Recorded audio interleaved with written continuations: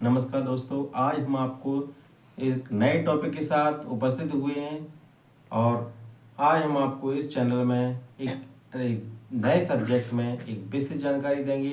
इसमें मानव मस्तिष्क के बारे में हम बहुत अच्छी तरह से एक नया टॉपिक लेकर आए हैं। आप इससे पहले मेरे चैनल को सब्सक्राइब कीजिए, बेल आइकन को दबाइए ताकि आने वाले वीडियो आपको आसानी से प्राप्त हो सकें।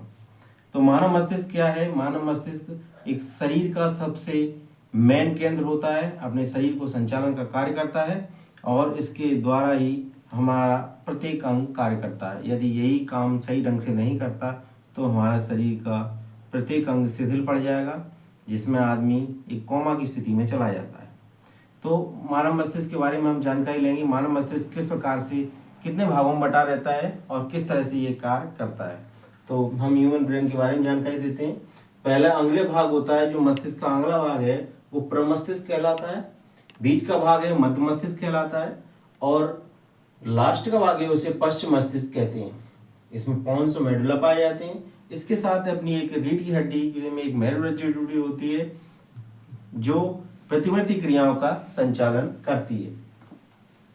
अब देखते हैं तंत्रिका तंत्र क्या है। तो तंत्रिका तंत्र में आता है मस्तिष्क, मेरुरज्जु और तंत्रिका कोशिकाएं। इस तंत्रिका तंत्र का अध्ययन क्या कहलाता है? तो तंत्रिका तंत्र का अध्ययन न्यूरोलॉजी कहलाता है। इसी प्रकार से मस्तिष्क का भार कितना होता है? तो पुरुषों में यह 1400 ग्राम का होता है और महिलाओं में यह 1100 ग्राम का होता है। मानव मस्तिष्क के 3 भाग होते हैं। एक प्रमस्तिष्क यानी आगे वाला भाग प्रमस्तिष्क कहलाता है। उसके बाद बीच वाला भाग अनुमस्तिष्क और लास्ट वाला मेडुला ऑब्लोंगेटा कहलाता है। प्रमस्तिष्क का क्या काम है? तो प्रमस्तिष्क अपने मस्तिष्क का सबसे बड़ा भाग है। यह स्मरण शक्ति, विचार शक्ति, इच्छा शक्ति का केंद्र है जो शारीरिक क्रियाओं को नियंत्रित करता है।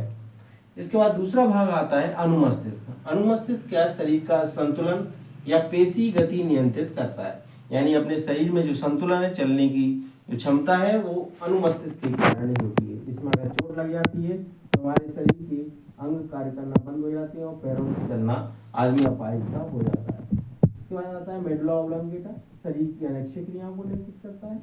मेडुला ऑब्लोंगेटा के साथ में मेरुरज्जु जुड़ी रहती है। मेरुरज्जु इसके नीचे होती है। इसका कार्य प्रतिवर्ती क्रियाओं का संचालन करता है, यानी प्रतिवर्ती क्रियाएं जैसे आप किसी ने स्विच हुई है तो अचानक ही आप अपना हाथ उठा लेते हैं। इसमें किसी प्रकार की सोचने समझने की क्षमता नहीं होती, तुरंत ही एक रिवर्स में अपना एक हाथ रिवर्स में हटता है, यानी इससे प्रतिवर्ती क्रियाएं संचालित होती हैं। इसी प्रकार की प्रतिवर्ती क्रियाएं होती हैं। जैसे अपन साइकिल का पैडल चलाते हैं, वो एक प्रतिवर्ती क्रिया के अंतर्गत आता है। हम उसमें दिमाग नहीं लगाते कि हम किस तरह से पैडल चलाना है। इसी प्रकार से तंत्रिका के 3 भाग होते हैं, केंद्रीय तंत्रिका तंत्र, परिधीय तंत्रिका तंत्र और स्वायत्त तंत्रिका तंत्र। तो केंद्रीय तंत्रिका तंत्र में क्या होता है? जो केंद्र काम है वो क्या है? निर्देश देने का काम केंद्रीय तंत्रिका तंत्र करता है और चलना, दौड़ना, खाना पीना ये परिधीय तंत्रिका तंत्र का कार्य है। इसी प्रकार स्वायत्त तंत्रिका तंत्र का कार्य क्या है? श्वसन, पाचन, उत्सर्जन, हृदय धड़कन और जो अपनी आंखों की पुतली है उसका फैलाव और सिकुड़न का कार्य स्वायत्त तंत्रिका तंत्र के अंतर्गत किया जाता है। इसमें एक भाग होता है हाइपोथैलेमस। हाइपोथैलेमस से पास में ही एक पीयूष ग्रंथि पाई जाती है जिसे मास्टर ग्रंथि बोलते हैं। पीयूष ग्रंथि का कार्य है शरीर के जो अन्य ग्रंथियां हैं उनको कंट्रोल करना और हाइपोथैलेमस का कार्य होता है करुणा, दया, क्रोध, चिंता और प्यार। इस हाइपोथैलेमस का विकास महिलाओं में ज्यादा होता है और उनमें विभेदन की क्षमता ज्यादा पाई जाती है। इस प्रकार मस्तिष्क में एक द्रव भरा रहता है जिसे CSF द्रव कहते हैं। यह मस्तिष्क की बाहरी आघातों से रक्षा करता है। यदि चोट वोट लग जाएगी तो इसमें द्रव में इसको रोकने का कार्य करती है ताकि ये न्यूरॉन्स एकदम चोटिल ना हो। इसके आगे आता है अग्र मस्तिष्क में घ्राणपाली के केंद्र पाए जाते हैं जो सूंघने का कार्य करती हैं। घ्राणपाली आगे मस्तिष्क में पाई जाती है। न्यूरॉन तंत्रिका तंत्र की आधारभूत इकाई है। तंत्रिका कोशिका शरीर की सबसे लंबी कोशिका होती है। इस प्रकार मेडुला ऑब्लोंगेटा है जो पिछले भाग में पाया जाता है। इसका काम है निगलने का काम। कोई खाना खाते हैं तो इसके कारण निगलता है, इसलिए चोट लगा ऐसे पीछे से वो खाना अंदर निकल जाते हैं। उगलने का काम भी इसी में है। इसी प्रकार है सेरिब्रम। सेरिब्रम का कार्य स्मृति, जो अपनी सोचने की क्षमता होती है सेरिब्रम में होती है। इच्छा शक्ति, अपनी जो कॉन्फिडेंस आता है वो सेरिब्रम की वजह से आता है। ज्ञान, इसी के अंदर जो ज्ञान अपने अंदर अर्जित होता है, वाणी है, बोलने की जो कला है वो सेरिब्रम के कारण होती है। चिंतन के केंद्र भी इसी में पाए जाते हैं।